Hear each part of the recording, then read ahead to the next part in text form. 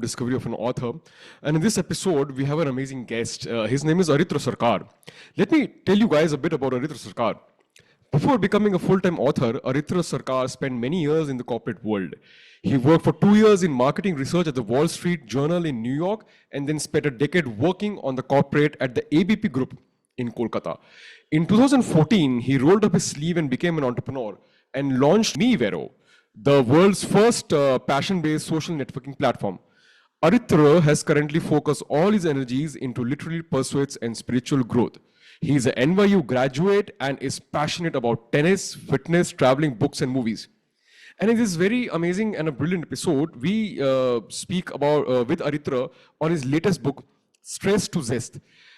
This was a very amazing episode as I personally got to know the type of stress that are there that is actually ailing the modern world right now. You'll get to know about the emotional stress. You'll get to know the stress that is called by relationship. You'll get to know about the stress that is called because of health, because of finance, because of society. It was an amazing Pandora's box that opened up, and I'm sure that you're gonna enjoy this conversation to its core. Watch this episode till the end to know what is stress, what causes stress, how can an individual move his or her life from stress to zest, what are the tools that you can use to make your life better in this amazing and brilliant episode. And guys, if you're liking the kind of content that we are building up and the kind of authors that we're bringing on the platform, then I request you and I humbly request you to please like, share, and subscribe to our podcast. It is the only way we can hope to ever grow. Thank you so much and enjoy this beautiful episode with Aritra Sarkar. Thank you.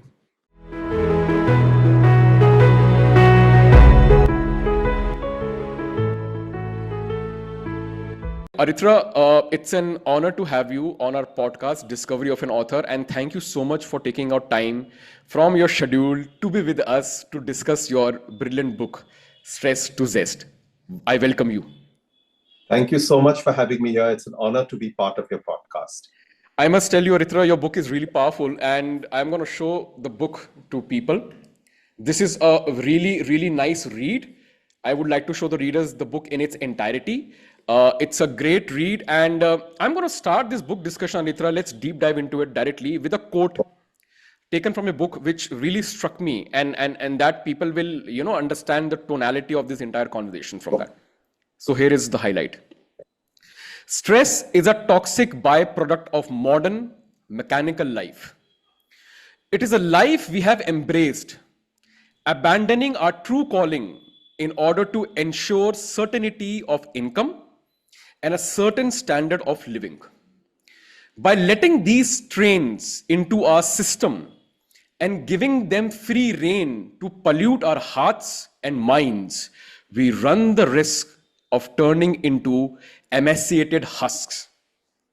What a powerful line. And every word is relatable. Whether you talk about the certainty of income, the certain standards of living, toxic byproduct of modern life, abandoning our true calling, it's all check, check, check, check, check. When I was reading this line, I'm like, all of these indications or symptoms are there present in my own life. And I'm sure that any person who's into corporate life, who has a job, who has a family, he will or she will be able to relate. So I'm going to start with the first question directly, Aritra. Could you define the word stress and also the word zest? Because if I am at point A might not be great. I even do not know that point B exists. Then why should I make the journey from point A to B? I don't know what is zest. I have not experienced a great life. I might be in stress, but why should I even strive from stress to zest? I want to know the destination first. I want to know what awaits for me. Then I will make up the mind that yes, that is something that I would want a slice of the pie of. So let's start with the definition of stress. What is stress? And what is also zest? And why should somebody strive to go from stress to zest? Why should even make an effort to go to that destination? Sure, that's a very good question. The way I look at stress is basically that stress is actually the internal negativity that we experience for not getting the things that we want, essentially, and the things that we want, there's a whole list of things actually. And by that I mean are the things that we are attached to, essentially, the things that we are really like, which drive our life rather than we driving them. Those things drive us. So stress is basically the dissatisfaction that we feel, the negativity overall, because it's like you can think of it as like a complex, like a ball, like a ball of thread, and you have different types of threads. So one type of thread might be anger, another type of thread might be sadness, another type of thread might be anxiety. So it's like a mesh of threads, but all negative threads, effectively, which sort of like you can say grow in our mind effectively as a result of our dissatisfaction from getting what we want. Broadly, very simply put together, that's it. It's linked to, basically, it's linked to our lust, effectively. Lust meaning effectively the attachment towards the utility of things rather than the journey of getting there. And we can talk about this as we go into the podcast, but it's basically the desire to own, to have, to use for your own personal gratification. And when you're not getting that, that's when the stress happens. But Aritra, isn't this desire or lust, No. or this need to possess something animate or inanimate, is ingrained in the biology and the genetic structure of human species, and that is why we see the developments and things that we see in the modern society? So I just want to understand, is this something innately present? And if yes, if this is something innately present, why should I go against it? No, you see, there's a difference between desire and lust. They are not the same. Desire is natural because desire comes, it flows. It flows continuously. But the main thing is that lust is when you're driven by the desire. Oh, it's yes. the drive and not the desire, which is the important thing. And when you're driven by those things, effectively, then you lose control of who you are. Effectively, you lose yourself. Effectively, And there is no natural propensity for the human being, or for any being for that matter, even animals, to be driven by external objects. Because lust is a big umbrella. In this particular case, I'm calling it as expectations, is the word I use to frame this particular aspect of lust, which is basically all these material and immaterial things which we have kind of set for ourselves to acquire, and then those things kind of drive our existence. Makes sense. Makes sense. So it's not having those things as a target, which is a crucial point here. For example, your target at this point in life might be, let's say, to run 1,000 crore company. And then you set that benchmark for yourself. But 1,000 crore company is not going to happen overnight just because you want it, right? There's a certain process that needs to be followed in order to reach that 1,000 crore threshold. And that certain the process will include your self-development. It will include various initiatives that you do. But it's the whole journey, and the whole I would say the purpose of life is to go on that journey. The outcome, which is the 1,000 crores, is something which is going to come to you from the universe, from God, as a gift for your efforts. But it is not something for you to that will drive your existence. What will drive your existence is the pleasure of actually being that person and actually doing, engaging in that process that will get you there. Makes sense. But overall, most of us, I would say 99.9% of people have moved away from the process of life and are completely focused on acquiring the outcomes of life. And that is exactly where stress comes in a devastating way. In India, specifically India, when I'm even talking to my friends and families and peers, and when we say anything which is very alien and something that has completely permeated within our society, the one thing that comes into our head that we are very vocally say is that this is the product of the Western civilization. This is the product of the Western civilization. This is Americanization of the entire society. So what is your view when people do say such things? Do you really feel that the stress levels and new parameters that have been added to the stress is a result of the capitalistic society that we're living in right now? What is the role of the Western societies, their thought process, and capitalism when it comes to stress and that we are seeing the family structure dividing, breaking, a lot of things are happening. So where does this is this justified somewhere when we say that yes, it is something that that came from the capitalistic ecosystem that developed in the Western countries? Yeah, I mean, this is a very complex question. I would say that overall, capitalism can be a force for good or can be a force for evil, depending on how you use it effectively. Capitalism in itself is not a problem. There are a lot of advantages with it, and of course, there are a lot of disadvantages with it. The issue happened when we, as Indians, what we did was, we were starving effectively. We were short of goods and services, we were short of food, and we were desperate, basically, right? So our socialistic model, which was initially thrust upon us by the founding fathers of our modern day constitution, it called for a very philosophically egalitarian distribution of the national wealth. Unfortunately, it wasn't backed up by technology. That is the main problem. It wasn't backed up by technology, and there was no addressability of citizens, which means that no citizen in India at that point of time had a specific identity that could be traced, in that point of view. And the technology was not there whereby the benefits from the state could be directly transferred to the individual as and when the state could require it. That technology wasn't there. In the absence of this, what happened was that there was huge amount of wastage of the benefits in India. And so we never really, I would say, got the best out of the socialistic ecosystem. And thereafter, we threw it all completely out and we adopted the capitalistic model, through the neoliberal reforms which happened, which, of course, jump-started the growth. The growth rate of India went up after 91, but there was also massive inequality as well. And the lowest rung of the population strata did not get uplifted to that extent. And the social inequities such as the caste system and class remains as entrenched as ever before. So that did not get touched at all, right? So just to make make it short, I think we gravitated towards a Western model, right?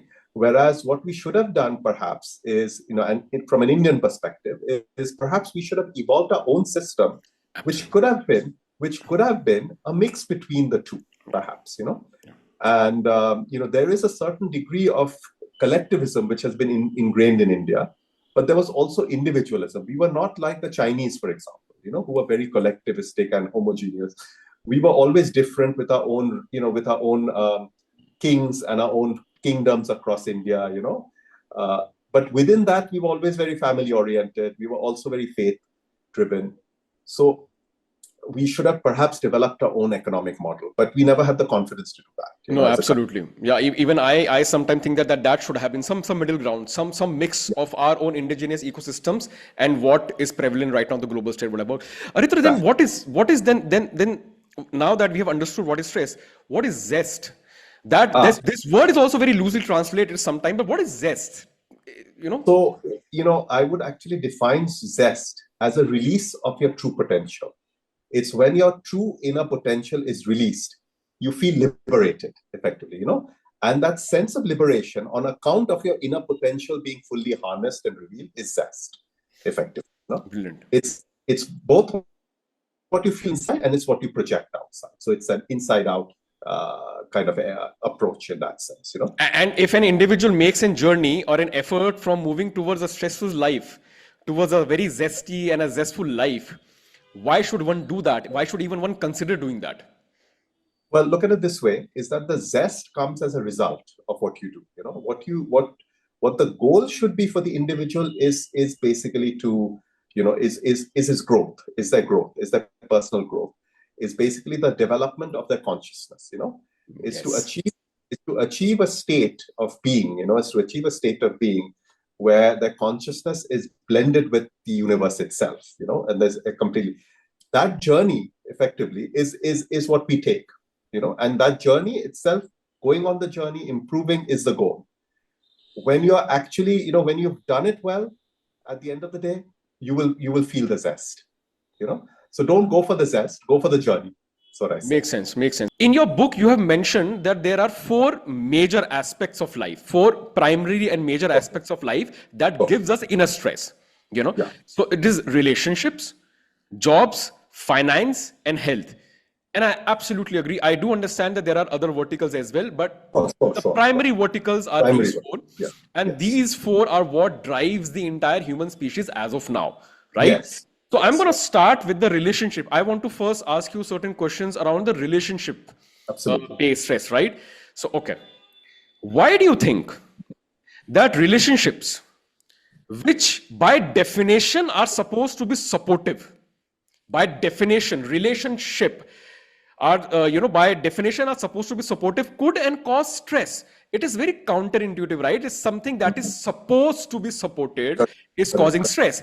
And in today's day and age, which specific type of relationship is the reason for the inner stress? What is happening, Raghav, is we have forgotten, or I would say maybe we haven't even learned to begin with.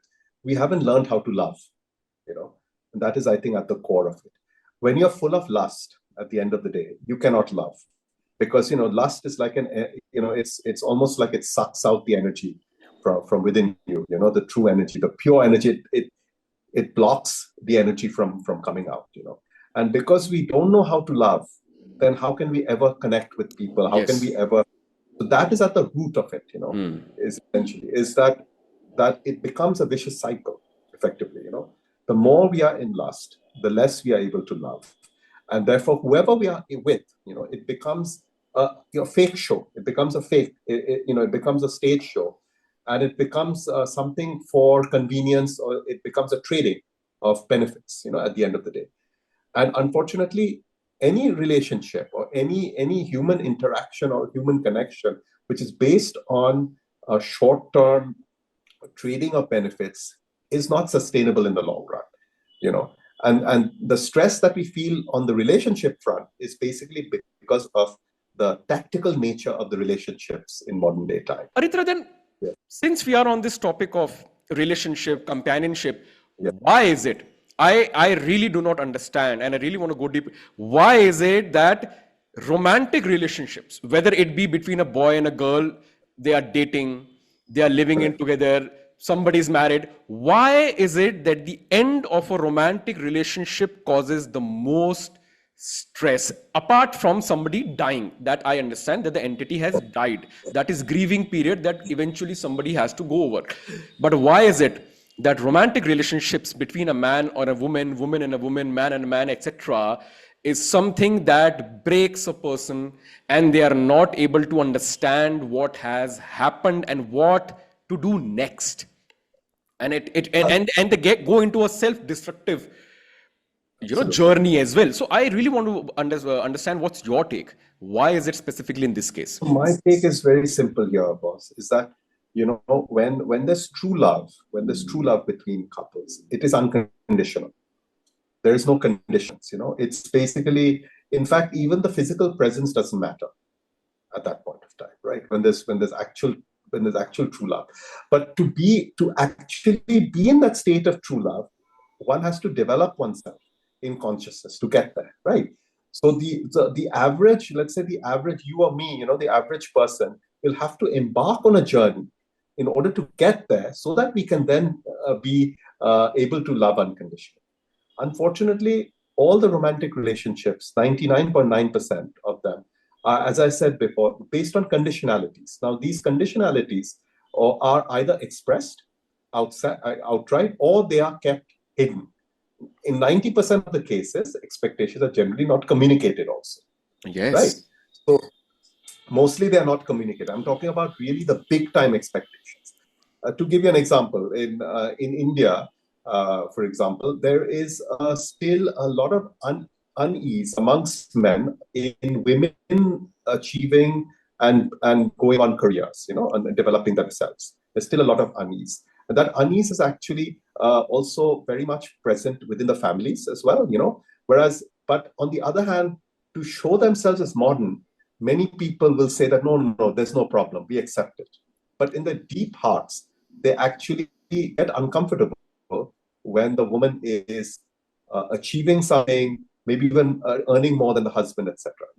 So what happens is that there is a basic disconnect here where the inherent expectation of a preference, I would say, even of the woman, largely speaking, staying at home and managing the household, is not really vocally communicated at the outset, right? It is sort of shrouded.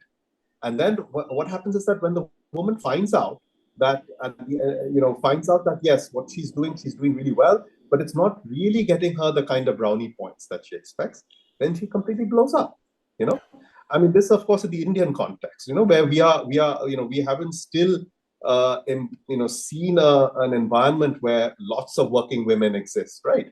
In the Western world, for example, working women are very commonplace, right? I mean, they've been around for years now.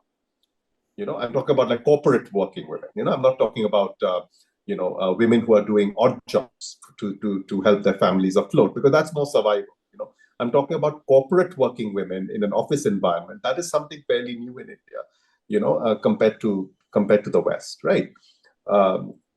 And over there as well, they are struggling. It's not that they have resolved this situation, but it's definitely in a situation where they're forced to accept it, right? But for us over here, we are in a situation where we are still not 100% sure whether we like it or not. As a society, we're in two minds about it. So that's an example, of one type of covert expectation, which is almost predestined. It's almost destined to get dashed. Leaving a lot of recrimination and dissatisfactions amongst the aggrieved parties. No, absolutely agree. I mean, expectations when A are not met and B, they are not communicated clearly, because Yes. the other party expects the person to know the expectations of that person. And Yes, that is where the entire problem lies, when you're not able to communicate. Maybe I also feel, Aritra, that marriage or relationship is a skill set that we were never taught, that we were never prepared for. Because Yes. in a marriage, there are so many aspects. Communication is an aspect, companionship is an aspect, support is an aspect. We don't even know how to communicate, right? Exactly. So when these pillars, yeah.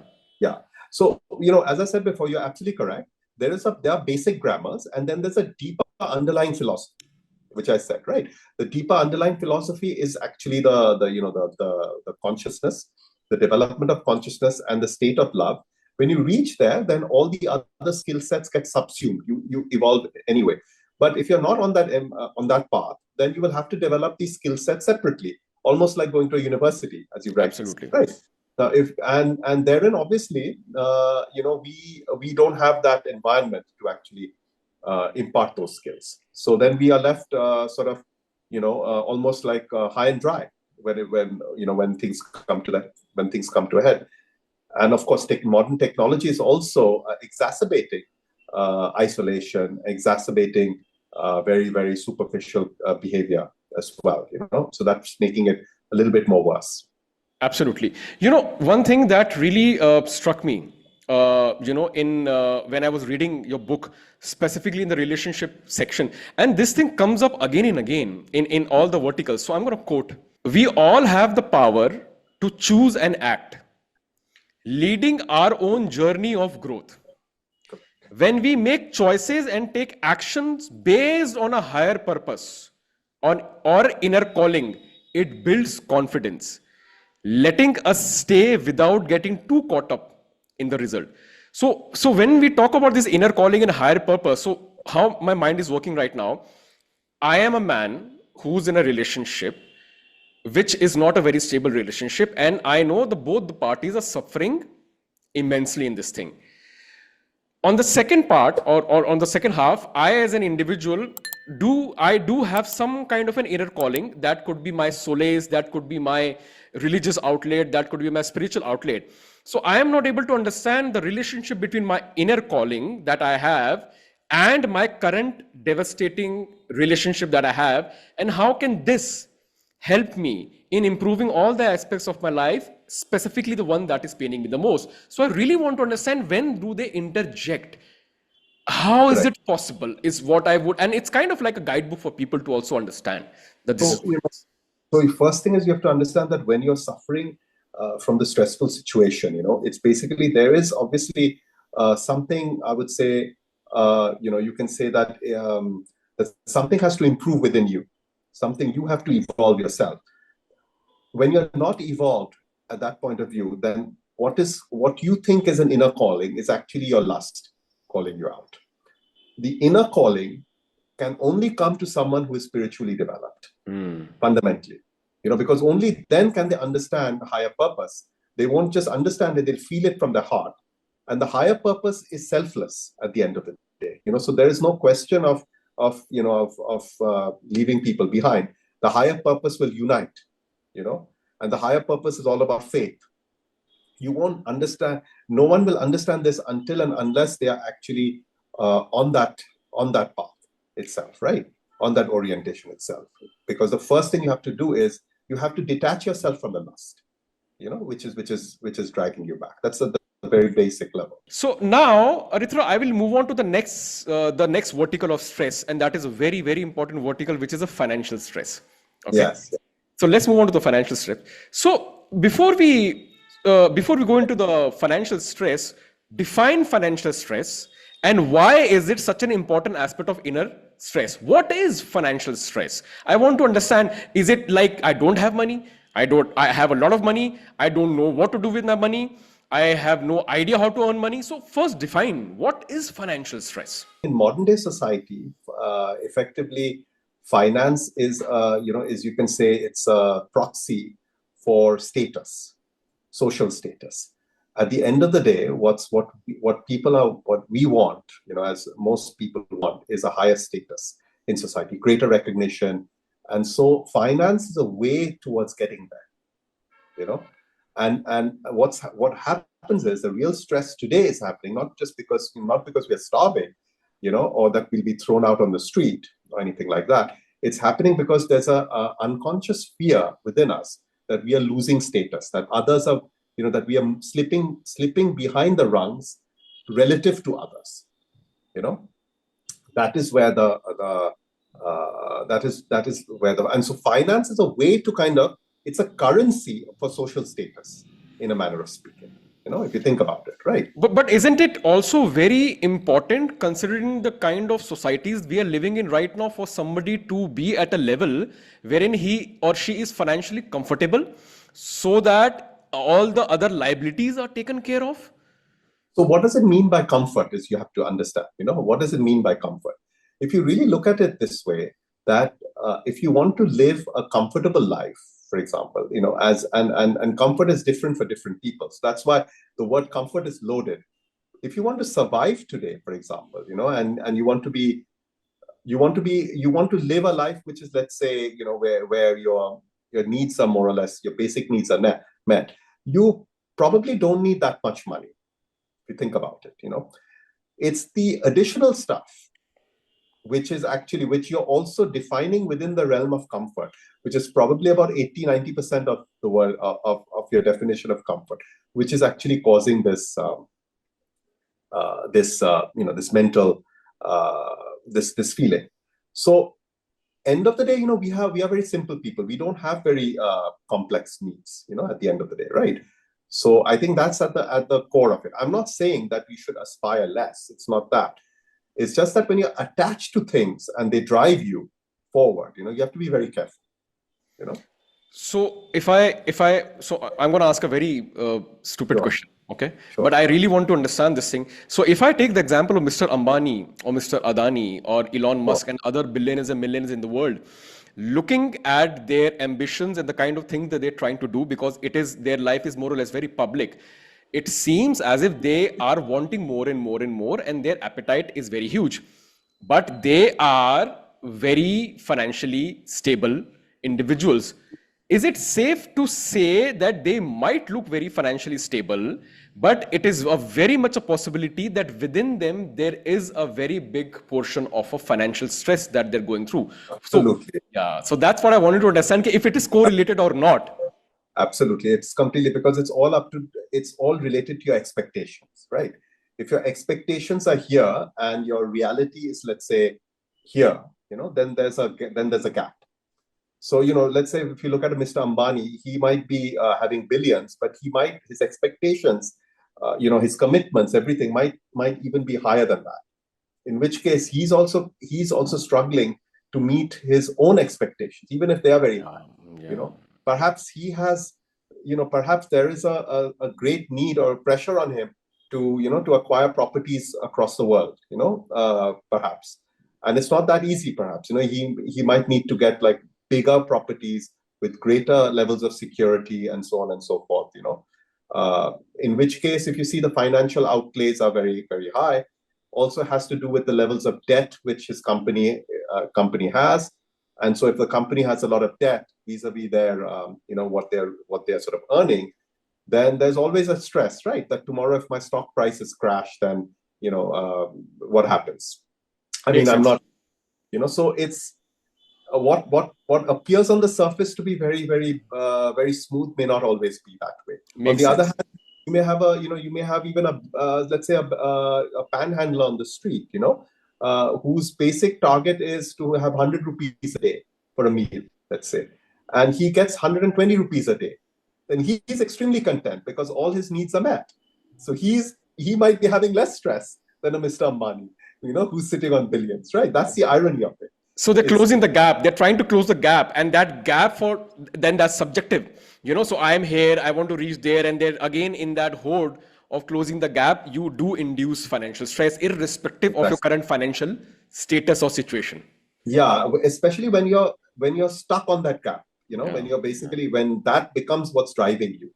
That's where the problem is, right? If you set it as a target or as a goal, and then you're into the passion for business, you love the whole thing, you love deal making, you're into enterprise building in a big way, then obviously that journey will excite you, and you won't really care so much about what happens tomorrow, because there'll be something that you lose today, something that you win tomorrow.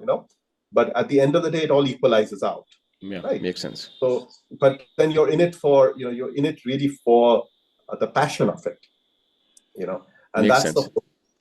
that's the whole, that's the difference, is when the passion is no longer for the journey and you're really lusting after the result. Absolutely. That's really where So whenever you say that, passion, journey, and lusting of the result, it again reminds me of that very famous line of Gita that everybody knows. Yes, That again, it's coming into my head. Exactly. So the age-old wisdoms, what he said is still remarkably applicable. The Srimad Bhagavad Gita, between you and me, and honestly, is perhaps, after the Vedas, the greatest and most important text ever written. And if you look at globally, I don't think there's any text in the world that is really as sort of insightful and as sort of salient over ages as the Srimad Bhagavad Gita. Absolutely. And if you have to leave home with just one line, it is just that. Samattam yoguchyate. Absolutely. Nirdoshivam samangam. It's those two lines which kind of, which uplift you in a way that nothing else does. Yeah. In your book, you have written, and this is the health-based question, very important, I want to understand. In your book, you have written, often, the root cause of health lies not in one's biology, but psychology. Correct. I know when I read this line, I knew that he's right. But sometimes it is very important for us to quantify and explain what is the meaning of this thing.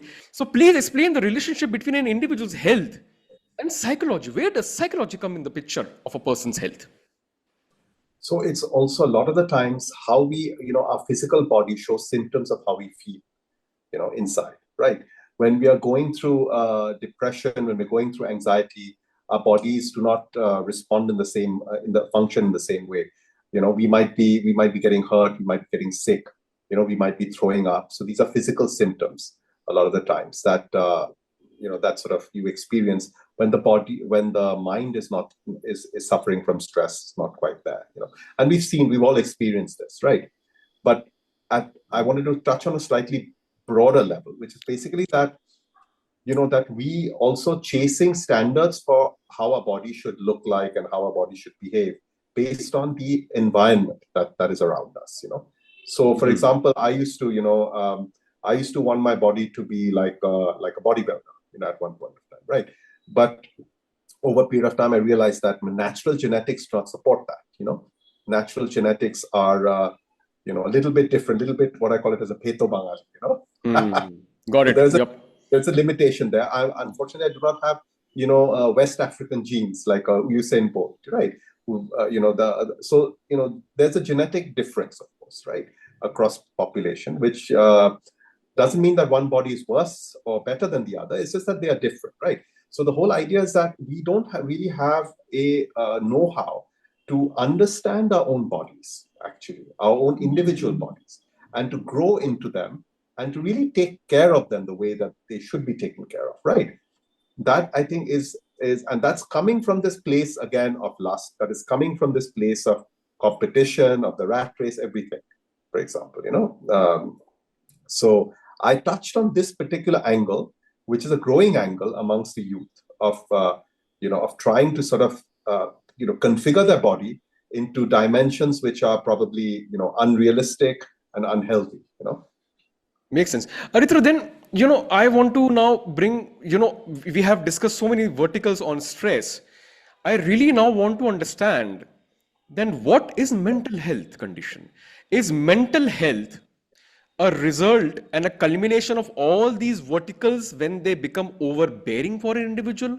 Or even can one of these verticals of finance or job or health or relationship cause somebody to have a mental health condition which is diagnosed when clinical diagnosed mental health condition? So I really want to understand that are all these parameters, if they become unbearable, does that culminate into a mental health disorder? So stress, I would say, will probably be a mental health issue, can be a mental health issue, but not everyone that's dealing with stress will suffer from it. If undiagnosed and if someone is completely unconscious, then yeah, it can it can spiral into something. So stress is basically, you can say, is that one branch of the entire mental health spectrum, right?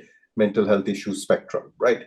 And overall, mental health has a psychological definition psychology. I'm not a psychologist, so that area, unfortunately, that specific domain, I wouldn't have the wherewithal in. But I can tell you one thing is that there are much deeper issues over a longer period of time, such as trauma, which I plan to also address in a subsequent book, which will result in mental health issues going down the line, and deeper. So stress is more, I would say, commonly experienced, but it is not something which is impossible or very difficult to overcome necessarily. It can be overcome through self development. Because stress can be good as well. So there's something called a good stress and there is something called a bad stress. And exactly. I think what you rightly touched upon is traumatic experiences. So traumatic experiences can be associated with someone's childhood, someone's upbringing. Something that might have happened that I read this book called The Body Keeps the Score, and that really gave me an insight of your how your physical body also has a memory, how it holds those stress and traumas, and then how it can also go into depression, and why you need to move your body in order for you to come out of that stress, and you need to release that energy somehow, not just exercise it, but your body needs to be an active part of this thing. So I think I would wait for your next book on trauma. I think that is very much needed. It needs to be expressed the way you have done with this book. You have shared stories. This is the first self-help book in a way wherein you have created fictional stories. Yes. That makes it so relatable. That was really genius, Aritra, if you don't know that. No, my target actually really, and this is where I set my standard over there, is I wanted to have stories which would not be just like business school case studies, but stories which would compete with the greatest short story writers of all time. So I wanted to really write stories which were literary in standard, because I really love literature, and I felt that only if I were able to write at that level, I would get the emotions out and I would make the characters to be relatable. So fortunately, I've been writing fiction for a long time, so I developed. I have a real love for storytelling, and I have a passion for character development. So I was able to kind of bridge that within this No, no, you were able to achieve that. Some of the stories, specifically the relationship story, was very cinematic. I Yeah, don't want to go deep into it because it's very risky to talk about fictional stories because I yeah, don't want, but it was very cinematic and I yeah, loved it. And I yeah. don't know why it somehow reminded me of Satyajit Ray. I'm like, he would be able to direct it. Aritra, I want to end the discussion of your book now with a Yes, very important question. This is about the job-based stress. yes. Okay, so I really want to understand what, and there's this highlight that I've taken from your book. Again, I'm going to say that I'm going to ask the question. The work sphere is a toxic breeding ground for conventional behavior. It is here that we tend to internalize obsolete principles and practices as if we were horses competing in a race against our co-workers. Which brings me to the question, a very direct question based on this observation, which I feel is right. What do you think is wrong with today's work culture? And do you think that Indian corporate work culture lacks in comparison to the Western work culture? So I really want to understand, is this something wrong with our ecosystem only, or is this the structure is like that? The Indian structure in some cases is better, I would say. The Can you problem. explain? Can you explain in Yeah. which cases it is better?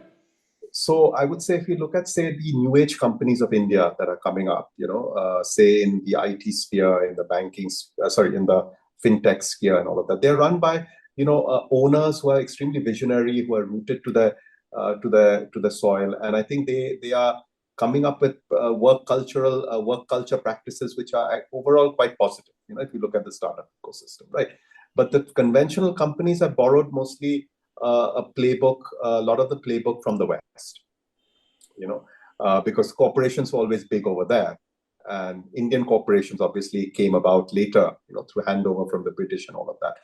So unfortunately, I would say if you look at internationally, if you look at overall as a company, it's essentially made in a way that it serves the interests of a few, not the many, and therefore, the average person who's working there is just a number, effectively, and the only way to really rise up in the corporation is to outperform others. So competition becomes at the core of it, and this is unhealthy, I feel, because it creates enemies effectively between one another, right? So there needs to be a better way of structuring the corporation as an idea itself, overall, where it doesn't create this kind of negative competition, but it fosters more collaborative behavior, and so that it becomes less of people fighting one another and more of people dancing with one another. I think when that happens, then the entire model will change. But I would say in this case that it's not that the Indian company corporation is any worse than the West. It's the problem is not here. Yeah, there are of course baggages which we have, but by and large, from what I've seen, is that there are huge problems actually in the model overall, which we've imported. Thank you for actually bringing a very positive angle to it. I Yeah. mean, when we hear of such statements being made by the heads of big companies when they're asking employees to work for either 70 hours or 90 hours, which might feel impractical. I mean, like, I'm not saying that one should not strive to work hard, but when some things feels impractical, you start questioning that how is it even possible, right? So because the narration and the narrative of media is also very negative these days. So I am very happy when you said that Indian companies and corporate culture is not that bad, specific to startups. And you're right, there Yeah. are amazing startups and leaders in India who are Startups. very liberal and open-minded Yeah. in terms of their work policies. So Aritra, this brings me to one last question. So, Your personal take on the 70-hour versus 90-hour debate. If there is you feel that, okay, I do understand where they're coming from, there is a possibility, I still want to have a balanced discussion on this thing. What is your personal take when you hear such remarks being made? If there is some good about it, let's have a look at it. If there is something not so good about it, I would want to hear what is your personal take on that. my personal take is again to focus on the mission and vision of the company at the end of the day. That's the most important. Where does a company want to go, right? And if the vision and the mission is exciting, then people come on board. Then the work becomes secondary at the end of the day. I mean, the work becomes a joyful experience for people.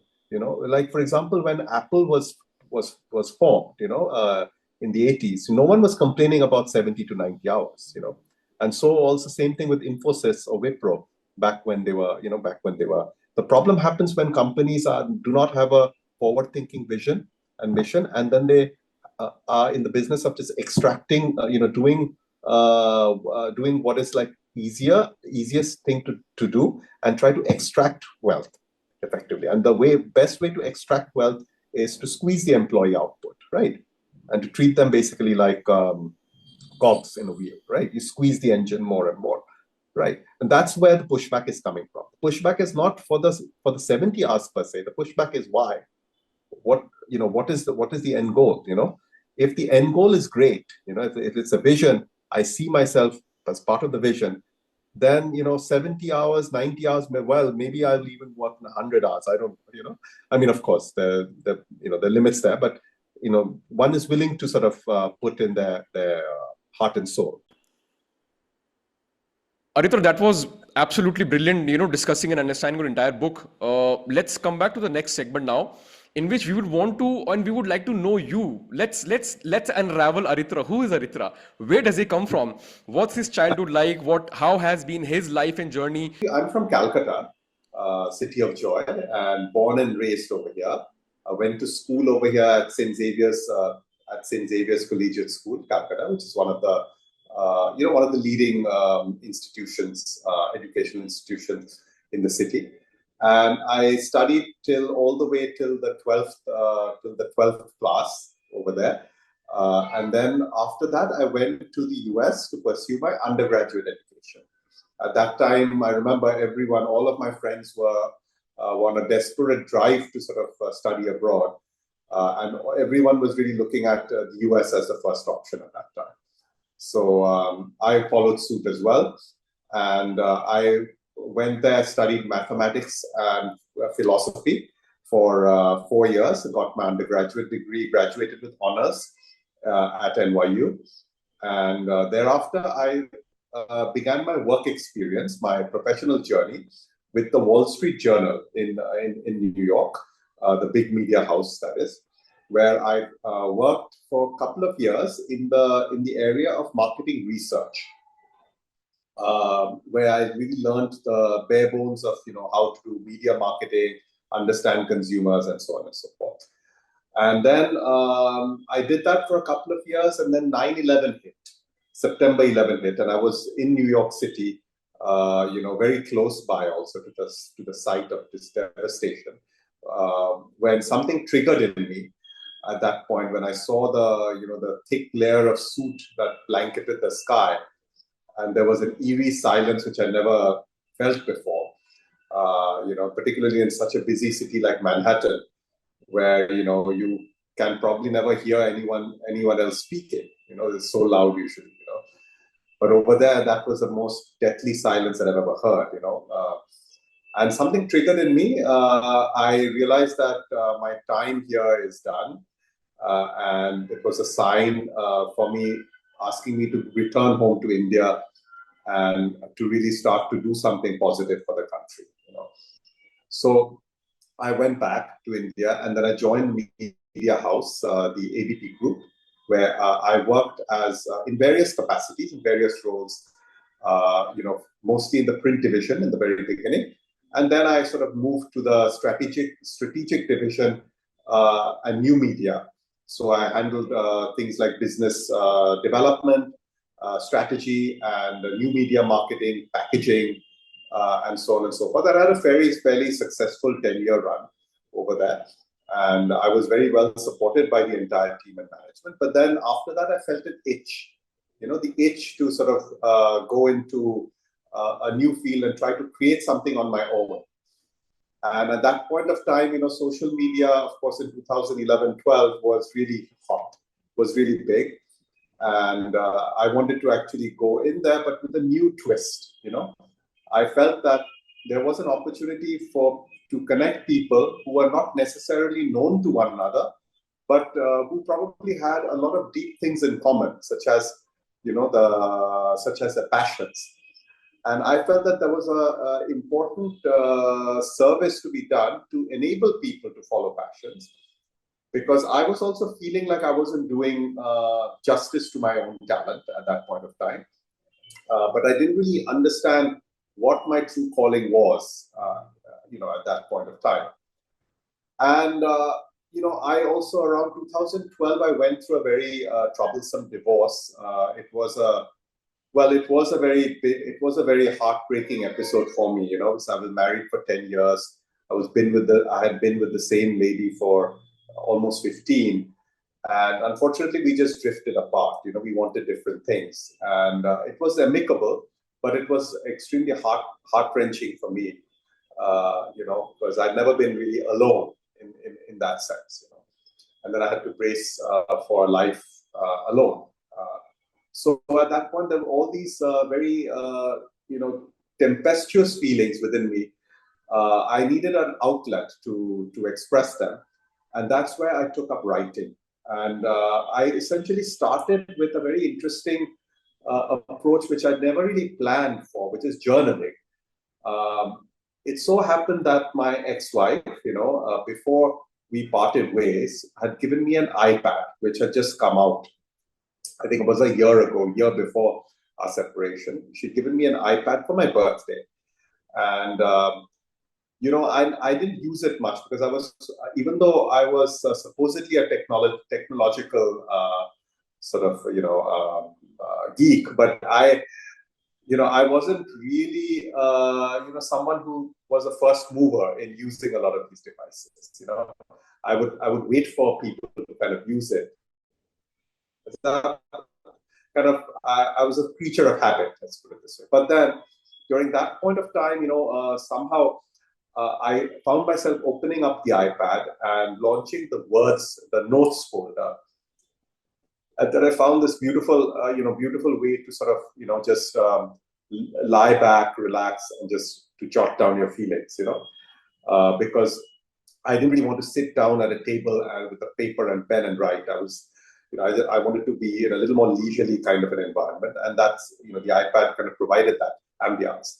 So that's how I started journaling, and then say within a few months, just pouring my thoughts and feelings, ideas started to take shape. Various ideas. One of the ideas was for was for this social media startup, which I eventually went into. And a lot of the ideas were also stories, were just, ramblings, were philosophy, and etc. So from there emerged, two things. One is that my first novel, which is Goliath of Shenzhen, which eventually I adapted into a graphic novel format, but it was a novella of about 25 to 30,000 words. And that came out from the journaling experience. And the second thing which came up was, of course, the whole idea of my internet venture, and this just happened accidentally. I wasn't really looking for it. And thereafter, I went on to the internet venture for the next, about 8 to 10 years. And during that time, also, I was very fortunate. I met someone also, whom I really connected with. A lady came into my life, when I didn't really expect it, and she's still with me today, and we are going stronger than ever before. So I'm very fortunate to, and blessed, I feel, because of that. So this experience of the internet startup was a very, very interesting one. It was very exciting, dynamic. But unfortunately, during the latter phase, I realized that perhaps I wasn't technologically oriented or oriented enough in terms of management to make a big play for it.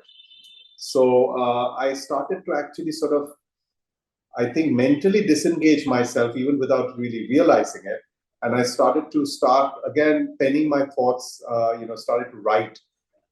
When that discomfort was taking shape, taking root, I started to write again. And then during the pandemic, fundraising was very difficult for a startup, as you can understand. And at that point of time, I felt really helpless. Again, it was a throwback to how I felt in 2012, but it was a different context. It was purely professional this time. And this frustration and the stress, particularly that I went through, I internalized and I sort of brought it out in the form of the book Stress to Zest. And that was how Stress to Zest was born during the height of the pandemic. Actually.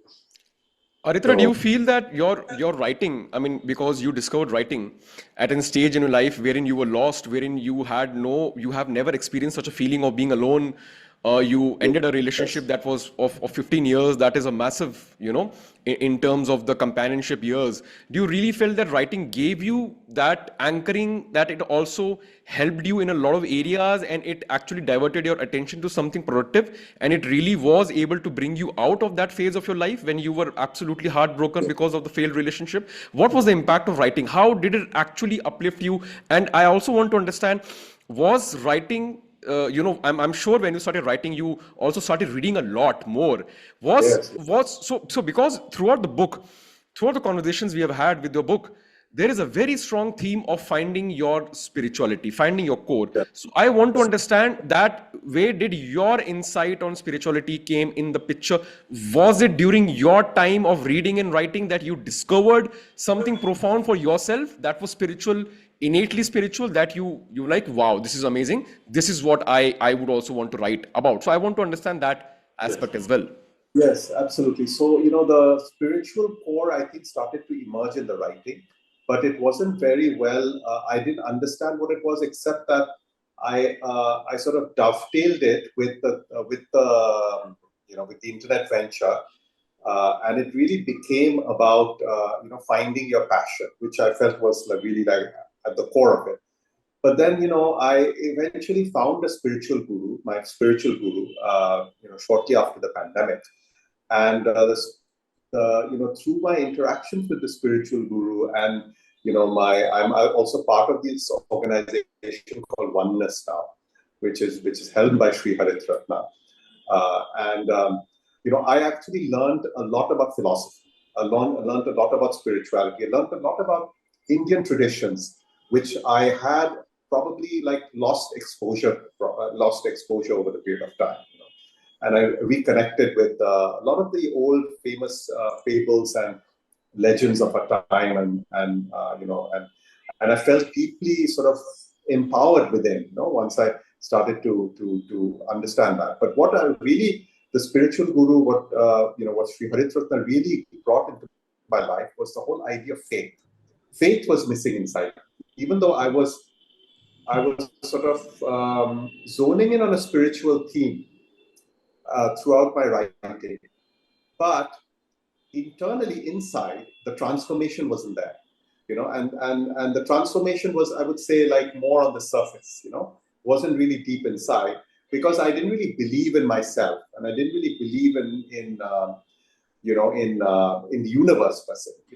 And I actually understood the importance of faith being something much bigger than religion, being even something different from spirituality. It is almost like a muscle. It is, I would say, it's like a state of existence that we are all in. We are meant to have faith. We are meant to believe. We are like children, that if you, for example, if you throw an infant up in the air, the infant doesn't question your intentions, right? The infant will be laughing and just waiting for the moment when you will just clasp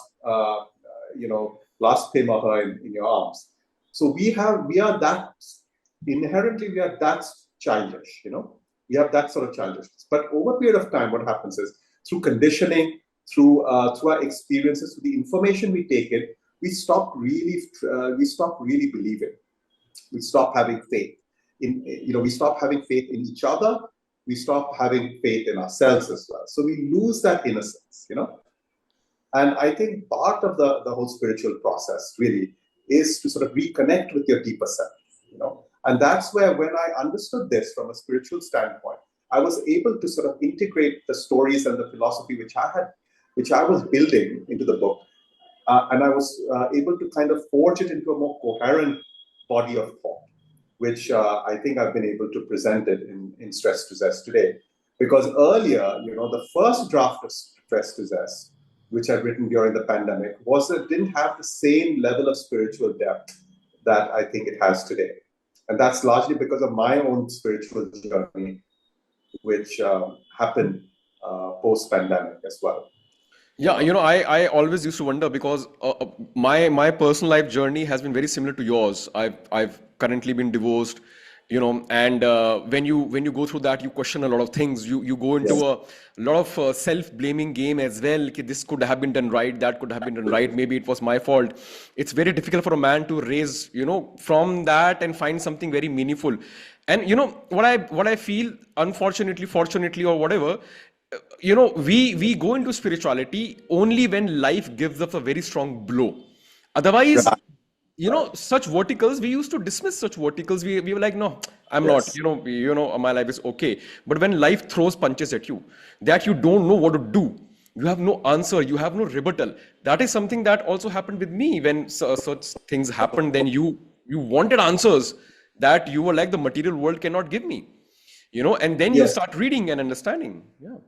So, here this is an absolutely brilliant point that you make, Raghav. And the same thing happened to me. I was actually the main problem. Our enemy really, if you really see, is ourselves at the core. And what the enemy is actually is our lust. And this is what I understood. And the first part of the spiritual journey was to understand what is the meaning of lust and how it actually affects us. Now, lust is not only a desire for sex, which is the way it's been framed in the biblical context and the way it has been transmuted to us. Lust is an umbrella. It's basically attachment to something which you want to consume and hoard for yourself. Effectively, it's a desire to consume the outcome of something and not to be in the process. And so our biggest lust generally, at least for me, was the comfort, really, was comfort. In Bengali, we have a word called aram, which is, as you know, which is like, I would Rest. say, pain of, Yeah. relaxation, comfort. Relaxation. Laid Yeah, it's back. laid back, comfort. But basically, it means what? It means that, you are essentially in a state of inertia, Yes. effectively. And you like that state of inertia because you enjoy sort of, just soaking in the breeze and the air, but you're not really in the moment because you simply like the pleasure which you get. There's even a difference where you might be sitting in that relaxed state and meditating, and it's a joyful experience, and that is completely different because you're experiencing everything around you in a very tactical way, and you're completely present. But typically, when you're in a comfort zone, you are not really engaged. You Yep. are unconscious. You're sleeping. And that is really the major problem. Aritra, so So what next? What are you writing next? I know we have touched on the subject. You yeah, mentioned you're writing something related yeah, to trauma. Tell us more. What's your next project? yes, yes. Sure. So I've completed this book in December actually, which is and currently it's currently in the sort of in the evaluation stage right now amongst publishers. But this book basically looks at it's the next level of stress, I would say. Well, if you look at stress, it's something which everyone experiences, but it is, I would say, it's got a medium to long term kind of an impact, stress, but it sort of tends to ebb and flow, right?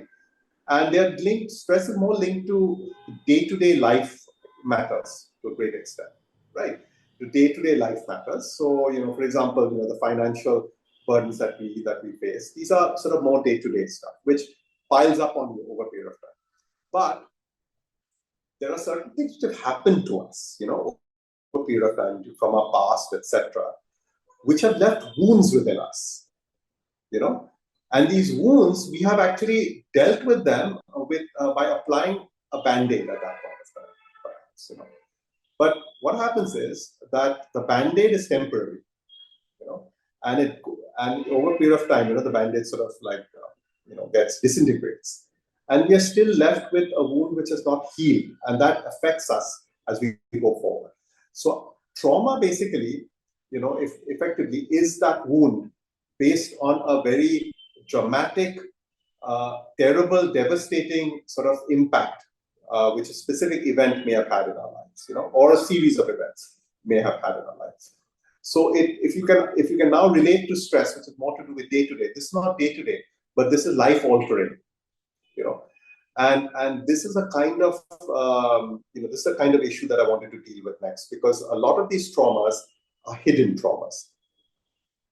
Most of them are hidden and not recognized by us also. They could be based on the childhood when you were too young to understand what had happened, what has happened, where I am right now, why is it because of that? Absolutely. Exactly.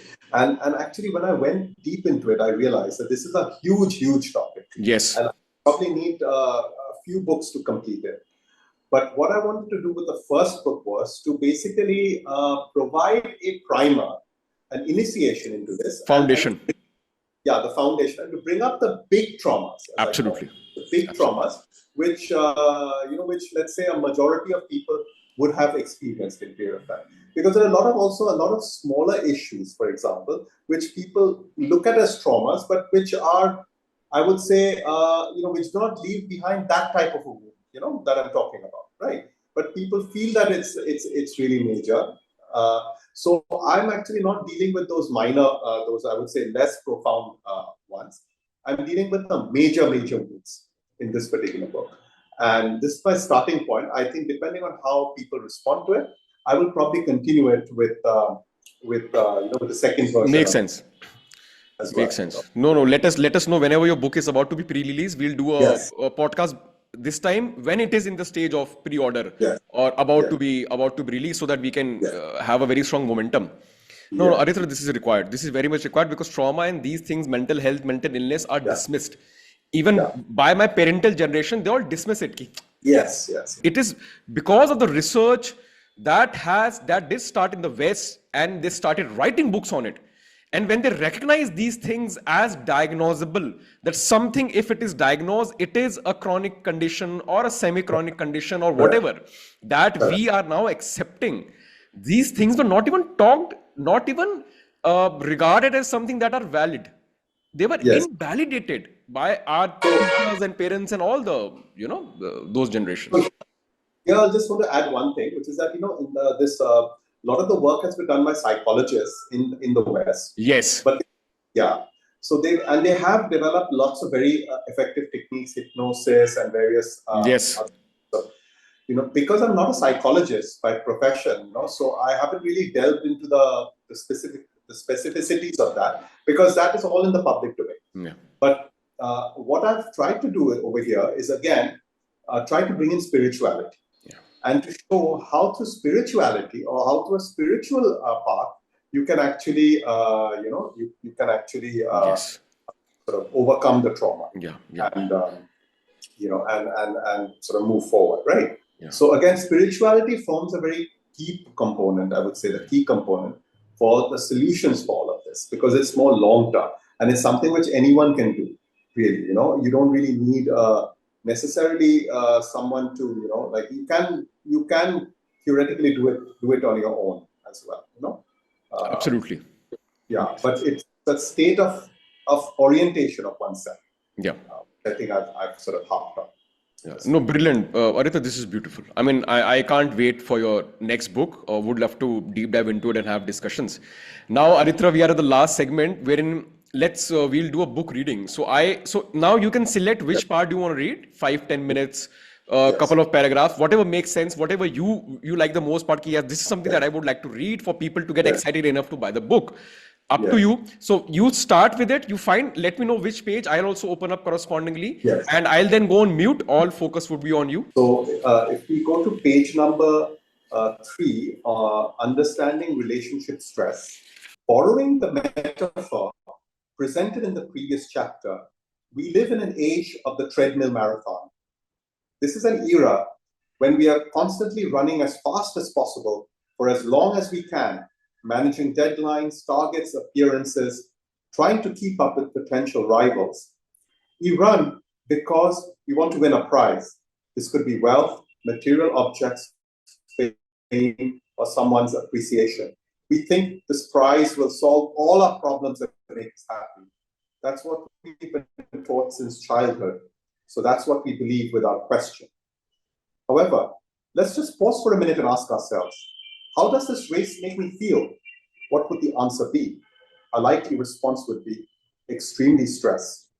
Stress is a result of inner pain from not meeting our or others' expectations in a sphere of life that's important to us. It's a toxic byproduct of our drive to pursue external standards of accomplishment at the cost of inner peace and happiness. In our quest to meet or surpass these standards, we put in tremendous efforts, studiously avoiding activities and connections that could potentially make us happy. Our relationships can be hurt by this relentless pursuit of standards. This is because we often extend these to our personal lives and then force or manipulate our partners to conform to them, even if that's not what they really want. In response, our partner expresses resentment by trying to impose their standards on us. This creates conflict that can easily spiral out of control and destroy the relationship. Here is an example of how unaligned expectations led to stress for Sonny and Ankita, who are caught in just such a quagmire. After 3 years of stonewalling one another, they've grown cold and distant. Relationships are often mind shows for showcasing our expectations. Most of this time, we don't express what we really want in our companions because we are afraid it might lead to conflict and alienation. So we postpone important discussions until a time comes when we are forced to reveal what we want. By that time, there's already a trust deficit between the two. Anxiety, suspicion, and disappointment in our relationships permeate every aspect of our lives. In such a revelation, in such a scenario, the revelation of a vast chasm between our expectations serves as a final blow to the relationship. So this is brilliant. Aritra, I'm going to again show readers the book, viewers, Stress to Zest. It's a brilliant book, and I urge everyone to get a copy, read it. It's a very helpful book. And Aritra, thank you again for being a part of this podcast. It was truly exceptional speaking with you. Your insights, your personal experiences, very relatable. This makes the book very solid in terms of now we do understand where this book is coming from. It's a very solid ground from which you're writing it, and everything makes a lot of sense. And I really hope that this becomes a beacon of a great hope to a lot of people, and they can heal in one way or the another, or at least they can find ways of healing and start their healing journey. So Aritra, thank you so much. Thank you so truly exceptional.